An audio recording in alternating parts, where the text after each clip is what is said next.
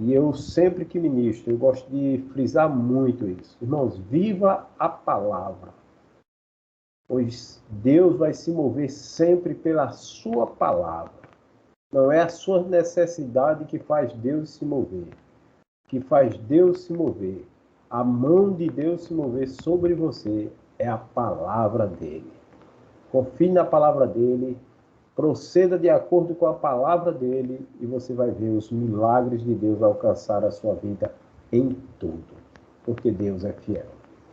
Então, o texto que nós vamos meditar nessa noite é o Salmo 139. Na verdade, como já disse, é só um versículo. Eu vou falar algumas coisas dos Salmos para a gente voltar a lembrar, tá? Mas o ponto fundamental da mensagem de hoje ele está no versículo 16 do Salmo 139. Então, o Salmo 139, versículo 16, é onde está o nosso texto base, né, para a nossa meditação de hoje. E diz assim: os teus olhos viram a minha substância indiforme, e no teu livro foram escritos dias, sim, todos os dias que foram ordenados para mim, quando ainda não havia nenhum deles. Essa é uma palavra forte, mas nós vamos falar sobre ela daqui a pouco. Primeiro, eu gostaria que a gente entendesse esse salmo um pouquinho, parte a parte dele. Do versículo 1 ao versículo 6, nós vamos ver aí falar da onipresença de Deus. Né? Do versículo 1, irmãos, ao versículo 6, o salmista vai estar falando aí da onipresença de Deus, da presença de Deus e da onisciência de Deus, irmãos, de como Deus sabe aquilo que você precisa, como ele vê os seus pensamentos. Então, ele começa a falar da onisciência de Deus. E isso a gente pode ver aí no versículo 1 e 2, onde diz: Senhor, tu me sondastes e me conheces. Tu conheces o meu sentar e o meu levantar. De longe entendes o meu pensamento. Pensou, Deus já sabe o que é que você está pensando. Então, a onisciência de Deus. Deus sabe tudo o que a gente pensa. Depois, do versículo 7 ao versículo 12, vai estar falando mais da onipresença de Deus. E é uma das partes que eu já ouvi muitas pregações, né? Quando ele diz aí no versículo 7 já: para onde me irei do teu espírito? Ou para onde fugirei da tua presença? Dá para se esconder de Deus, irmãos? Não dá. O salmista diz: se eu subir ao céu, lá tu está. Se eu descer ao mais profundo mar, lá tu está. Eu posso ir para onde eu for. O Senhor vai estar lá, presente. Depois dos versículos do 13, né, ao 18, vai falar da onipotência de Deus, o quanto Deus é poderoso. E aí o salmista já começa a dizer da forma como Deus cria os rins, aí no versículo 13, ele fala que no ventre da mãe, Deus já estava ali formando tudo dentro dela, e ele fala a partir do versículo 14, o quanto ele louva a Deus, porque ele é de um modo tão maravilhoso, tão admirável, ele forma, ele faz maravilhas, como as obras dele são incomparáveis. Então, a onipotência de Deus. Os outros versículos, né, a partir do versículo 19 até o versículo 24, o salmista fala de como a santidade de Deus impacta na maneira dele ser. E de que ele olha os inimigos, que ele tem aquele olhar de mal, mas por Deus ser quem Deus é em santidade, o quanto isso faz ele mudar a sua forma de ser e de viver. E aí, irmãos, a gente vê a grandeza imensurável de Deus. A gente vê a presença de Deus nas nossas vidas. A gente vê o quanto Deus olha e já sabe do que nós precisamos através da sua onisciência. Só basta você pensar, Deus já está sabendo. Mas mesmo assim, às vezes nós estamos achando que vivemos sozinhos, que Deus não está nem presente, nem está nos ouvindo, nem está operando através da sua onipotência. E isso é importante que nós comecemos a tirar das nossas vidas. Porque o versículo 16 que nós lemos, irmãos, ele tem uma profundidade imensa. Vou ler novamente para a gente retomar agora o ponto da nossa ministração nessa noite. Os teus olhos viram a minha substância ainda informe, e no teu livro foram escritos dias, sim, todos os dias que foram ordenados para mim, quando ainda não havia nem um deles. Irmãos, o que esse versículo está dizendo é que Deus já escreveu a tua história. É que Deus tem um projeto para você. É que os planos de Deus na sua vida já estão todos escritos. E mais uma vez eu estou aqui repetindo essa vigília. Se você tem promessa de Deus, não se desespere. Espere em Deus, confie em Deus. Nada vai fazer Deus riscar o que ele já escreveu para você. Nada vai fazer Deus apagar o que ele já escreveu para você. Já está tudo escrito. Agora eu quero que você comece a olhar e ver toda a profundidade que esse versículo traz para nossas vidas, daquilo que Deus está mostrando. Primeiro, irmãos, vamos olhar que quem está observando nós desde o princípio da nossa vida é Deus.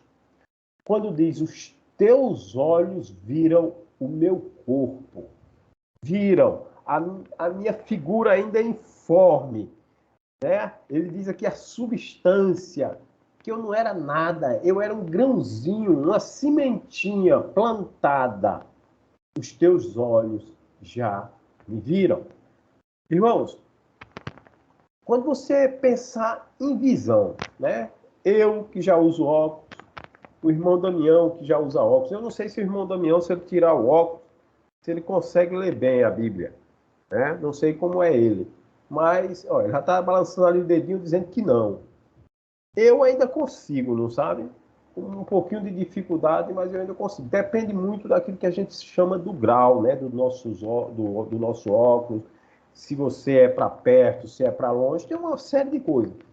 Mas quando eu começo a ver o que Deus consegue ver, o que Deus consegue enxergar através dessa palavra, eu vejo a profundidade onde Deus alcança na vida da gente.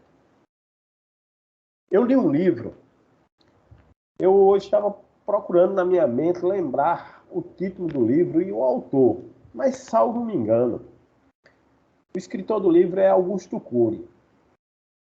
E existe uma passagem nesse livro que eu li, que eu não lembro agora o título, mas onde ele fala de como nós estamos nos vendo, como nós estamos nos enxergando nos dias até odiernos, nos dias atuais. E ele faz uma referência a quando a gente ainda era uma figura como essa, informe ainda, você não tinha forma ainda. E ele começa a fazer uma analogia de quem você era a partir daí. E eu vou falar mais ou menos aquilo que está no livro. Ele diz, olha, quando você era um embrião, você conseguiu correr uma maratona de mais ou menos uns 40 quilômetros. Porque ele imagina o seu tamanho, o tamanho que você era, para você correr aquela distância, você percorrer aquela distância até chegar no óvulo, para você fecundar o óvulo da sua mãe. Ele entende como aquilo sendo uma maratona. Você correu. E você foi um grande atleta. Ele começa a mostrar a grandeza de quem é você em Deus. Né? Ele começa a dizer, olha, você correu esse trajeto. E o detalhe, você não correu sozinho, você não disputava essa medalha ou esse campeonato, você não disputava isso sozinho. Você também não disputava isso com 10 pessoas, com 100 pessoas. Você disputava isso com milhões de pessoas. E ele diz, e você chegou em primeiro lugar. Mas quando a gente chegou lá, que ele diz que a gente atira, ele diz que depois a gente pega uma flecha e a gente acertou o alvo, porque foi nós que entramos no óvulo. Quando eu digo nós, é porque nós é que nascemos. Amém? Você que está aqui me assistindo, foi você que nasceu. Foi você que nasceu. Então você já teve essa força de acertar o alvo e de penetrar no óvulo da mamãe. Mas não acabou aí a nossa trajetória. Ele faz uma comparação que a altura do útero é semelhante, né, quando pega o tamanho do que você era, para o tamanho que era o útero, era como se você estivesse escalando o Monte Everest. Você já pensou, irmão Daniel, você escalar o Monte Everest, salvo me engano, tem mais de 8 mil metros, e você escalar, e eu não estou falando só de uma condição nossa de uma serra aqui do nosso Nordeste, não, porque lá tem muito gelo, pela altura que é. O frio que é aquilo ali. Meu Deus. Até pelos filmes que a gente já assistiu. E ele quer mostrar para a gente nesse livro o quanto nós éramos pessoas corajosas, audaciosas, com vontade de vencer, de sobreviver. E dizer, é eu que vou nascer. Mas, irmãos, quando eu olho para o Salmo, eu vejo que a escolha não foi minha. A escolha foi de Deus. Foi Deus quem escolheu você. Então, o primeiro ponto, quando eu digo assim, os olhos de Deus me viram, ele não viu só eu. Ele viu milhares ali. Mas ele escolheu você, Daniel. Ele escolheu você, Glauber. Ele escolheu você, Marcelo. Ele escolheu você, Gleice. Maria. Mais alguém que esteja aqui. O seu nome foi o que Deus escolheu naquele dia. Hoje eu quero Damião. Hoje eu quero Glauber. Foi Deus quem escolheu você. Não foi outra pessoa. Foi Deus e milhares de pessoas que estavam ali prontas para nascer, querendo o lugar de ter o privilégio de nascer, mas Deus disse, não, hoje eu quero esse filho. Então, o primeiro ponto, irmãos, que a gente vê aí é a escolha de Deus por você. Deus alcançou a visão de você, de enxergar você, de escolher você, de dizer, é você que eu quero hoje. Eu não quero outro, eu quero você. E comece a olhar isso com outros olhos. O amor de Deus por você. A escolha que Deus fez por você. Às vezes, irmãos, nós não sabemos quem nós somos nesse mundo. E esse, eu tenho dito sempre, é o maior erro que nós cometemos, é não saber quem nós somos aqui. E nós somos, irmãos, a partir desse texto que eu acabei de ler, nós somos a escolha de Deus para estar aqui nessa terra. Agora, irmãos, é para fazer a diferença. É para fazer a diferença. Não é para ser só mais um. Nós fomos uma escolha acertada de Deus e por isso estamos aqui nessa noite. Você é a escolha certa de Deus, Damião. Glauber, você é a escolha certa de Deus. Irmã Célia, você é a escolha certa de Deus. Irmã Maria, Liz, vocês são a escolha certa de Deus. Deus não escolheu você à toa. Deus escolheu você porque você é a pessoa certa na sua casa para mudar a história da sua família. Você é a pessoa certa para fazer algo diferente nesse mundo. E que às vezes você acha que não é. Ou que você não tem mais força, mas tem. Eu vi a irmã Célia dizer, salvo me engano, que ela está no hospital, está fazendo um tratamento aí. Mas você, irmã Célia, tem um propósito de Deus aí onde você está. O que você está fazendo. Tem algo que Deus está projetando para a sua vida. Porque já está tudo escrito, que é o que nós vamos falar agora. Quando o salmista diz, teus olhos me viram. Né? Primeira coisa que eu digo para você, foi a escolha de Deus. Depois, quando ele diz assim, no teu livro, olha só, no teu livro foram escritos dias, sim. Aí o salmista afirma, sim, todos os dias que foram ordenados, ou seja, ordenados por quem? Por Deus. Todos os dias que foram escritos por quem? Por Deus. Para quem? Aí ele diz, para mim. Aí ele conclui dizendo, ainda não havia nenhum deles. Ou seja, antes de você, Deus já fez o projeto. Antes de você vir a existir, Deus já tinha o seu projeto escrito. Então, a partir de hoje, irmãos, tudo que estejamos fazendo, observe, porque Deus está movendo algo em favor da sua vida e pelo projeto que ele já escreveu. Jeremias, capítulo 1, no chamado de Jeremias, o versículo 5, o chamado de Jeremias foi assim, presta atenção, muito parecido com esse salmo. Capítulo 1 de Jeremias, versículo 5. Antes que eu te formasse no ventre, te conheci. Olha só. Antes de estar formado no ventre da mãe de Jeremias, ele disse, eu já te conheci. Ei, antes de você nascer, o Senhor já te conheceu. Antes, olha a profundidade da visão de Deus dentro desse aspecto. Percebam quem é Deus nessa trajetória da nossa vida. Porque na escolha de Jeremias, na escolha do rei Davi, na escolha do profeta Samuel, na escolha de Abraão, na escolha de Jacó, na escolha de Isaac, todos esses já tinham um projeto de Deus, como tinha um projeto de Deus para a sua vida também.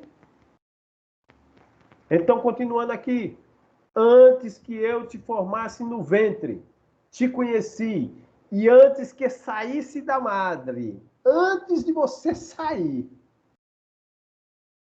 da barriga de sua mãe, eu já te santifiquei. Eu já te santifiquei. As nações, olha o chamado de nosso querido irmão e profeta Jeremias. As nações te dei por profeta. As nações, irmãos, já estão dadas para nós. Por grandes pregadores, por grandes missionários, por presbíteros, por discipuladores. Né? Quando eu vi a irmã Célia orando, já orando pelos missionários, já orando pelos presbíteros, pelos pastores, orando por Glauber, por Damião, por minha vida, pela vida dos irmãos que colocaram pedidos, e pedidos, irmãos, de cura, de libertação, de transformação. Ei, nós somos essas pessoas que vão fazer essa história mudar. Está escrito, irmãos. Mas saiba quem você é. A nossa identidade, irmãos, ela começou a ser tirada de nós já lá no Éden. Eu sempre mostro, irmãos, essa figura lá do Éden, porque lá é onde o diabo quis que nós perdêssemos essa identidade. E ela é corroborada no Evangelho de João, no capítulo 10 e no versículo 10, onde diz que o ladrão vem senão para roubar, matar e destruir. E o que é que ele quer roubar de nós? A nossa identidade de filho. É tudo que o inimigo quer tirar de você. É a identidade de filho. Lá no Éden, quando ele tentou Eva para comer do fruto, Ele disse uma palavra para Eva assim: Eva, sabe por que é que Deus não quer que você coma desse fruto? Porque no dia que você comer desse fruto, você vai ser igual a Ele. Nós não somos. Nós somos filhos, irmãos. Deus é Pai. Nós nunca vamos ser igual ao Pai. Mas nós vamos ser filhos. Por adoção. Co-herdeiros com Cristo. Saiba que você é filho. Não tenha medo de dizer isso onde você estiver. Eu sou filho de Deus. Eu sou filho de Deus. Saiba que você está aqui nessa terra porque tem um propósito de Deus para a sua vida. Está escrito. O Salmo 139, versículo 16 está dizendo isso. Ele escreveu a sua história. Não foi só do salmista, não. O salmista está dizendo, eu tomo posse de que tudo já foi escrito para mim. Mas eu quero lhe dizer, tome posse você também. Já está escrita a sua história. A gente pode até... Quem acredita em predestinação, essa coisa todinha, né? Que não é o caso aqui. Mas, irmãos, tem algo escrito para você. Você não pode desistir do caminho que você está trilhando. Gostaria de estar podendo ouvir você dizer amém, meu irmão. Eu sei que tem um caminho que eu tenho que trilhar e eu não vou desistir. Não volte atrás, irmão. Não olhe para trás, não desista do caminho que você está trilhando, não desista do projeto de Deus para a sua vida. O projeto de Deus é o melhor para a sua vida. O profeta Isaías escreveu dizendo, né? O profeta Jeremias escreveu, dizendo que os planos de Deus são maiores do que os meus. Porque você faz planos, mas a resposta certa vem de Deus, irmãos. Porque o projeto dele é o melhor para a sua vida. Eu sempre falo a respeito da oração do Pai Nosso. Eu firmo isso basicamente todas as vezes que eu ministro e que o assunto tem relevância com esse ponto. Porque no Salmo, na oração do Pai Nosso, quando você diz, seja feita a tua vontade, você está fazendo uma escolha. Você está dizendo, Deus, que não seja a minha vontade, mas que seja a tua. Então, que não seja o meu plano, mas seja os teus planos. Seja os planos de Deus. Eu já testemunhei, até mesmo aqui na vigília, em um outro momento, falando de uma vez que eu recebi uma proposta para sair do emprego que eu estou ainda hoje, né, atual.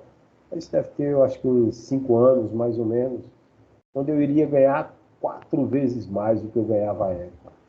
Irmão, era dinheiro. Hein? E você olha assim para a condição financeira e você diz, poxa, eu vou encarar. Mas eu resolvi fazer oração. E eu tive coragem de dizer, Deus, eu não quero ir se o Senhor não disser sim. Porque se o Senhor disser sim, eu vou. Mas se o Senhor disser não, eu não irei. E a resposta de Deus não foi sim. E eu não fiquei triste, irmãos. Não fiquei triste. Porque eu entendi Deus dizendo, não é o melhor para você. Eu não sei o que ia acontecer. Talvez o dinheiro, irmãos, fosse bastante bom para muitas coisas, eu comprar muitas coisas, mas nem tudo é o dinheiro. É tão bom, irmãos, a gente poder deitar a cabecinha no travesseiro com tranquilidade. A gente sabe que tem um Deus que cuida da gente, porque Ele é onipresente, como a gente diz, que o Salmo fala. Ele é onisciente e Ele é onipotente. E, acima de tudo, Ele é santo. E habita em nós, está cuidando de nós. Então não perca essa condição de filho. Você é filho e filha de Deus. Nunca mais, quando você lê esse salmo, nunca mais, quando você deparar com o versículo 16, nunca mais esqueça, irmãos. que ele olhou para você e te escolheu. Ele fez uma escolha. Antes mesmo de você nascer, ele já fez a escolha. Eu quero que hoje vai nascer é Damião. Tem milhões ali correndo, mas hoje é Damião. Eu vou dar força a ele, eu vou empurrar ele para ele chegar primeiro na linha de chegada. É ele que vai nascer. A escolha dele é feita por Deus. Também, irmão, não vai esquecer que sua história já está escrita. E é uma história de vitória.